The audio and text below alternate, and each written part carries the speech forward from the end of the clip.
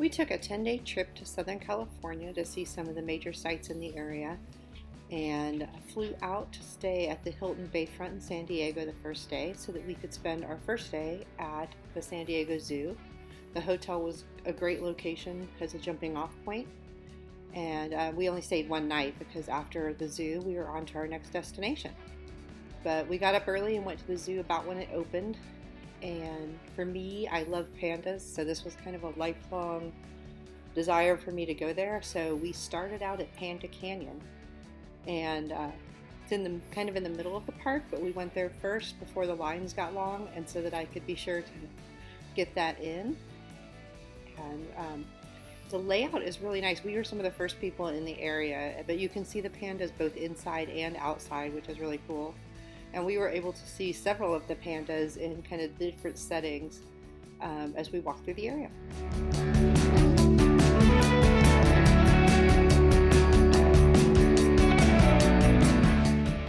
We stopped for an early lunch at Huame Cafe, which is right in the panda area.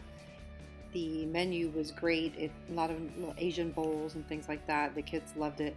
The nicest part is they have a patio off the back that actually overlooks the panda enclosure, so you can look at the pandas while you're eating lunch, which was awesome. Next, we headed off to my oldest son's favorite animal, which was the polar bears. So we went to the northern frontier area of the park, and of course went to the polar bears first.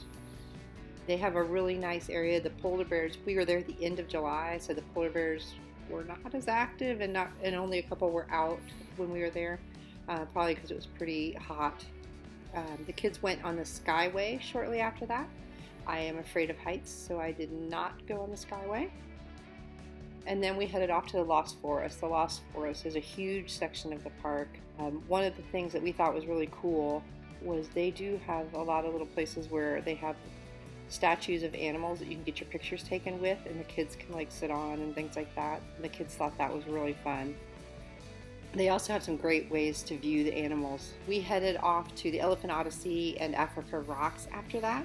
One thing I thought was cool is they do have a really cool area that talks about prehistoric animals and animals that are no longer here, like sloths and saber-toothed tigers that used to be across America but now aren't here.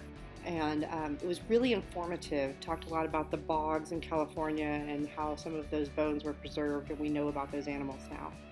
For dinner, we ate at Saber-Tooth Grill. We also enjoyed the food here, and the kids both enjoyed it. It was probably not as much our favorite as Huame Cafe, but the food was still really good, and the timing of where it was when we stopped was great. One thing we did in the Africa area was we took a little bus ride they had where we could sit on top of the bus and tour through Africa and went by the giraffes and things like that. The park is very well laid out. It's also huge and very hilly, and we were a bit jet lagged, so we needed kind of a break for our feet. Last, we headed over to the other corner of the park, which had the reptiles, particularly the tortoises, which is my other son's favorite animal. And so we checked out the tortoises before we headed out of the park for the day.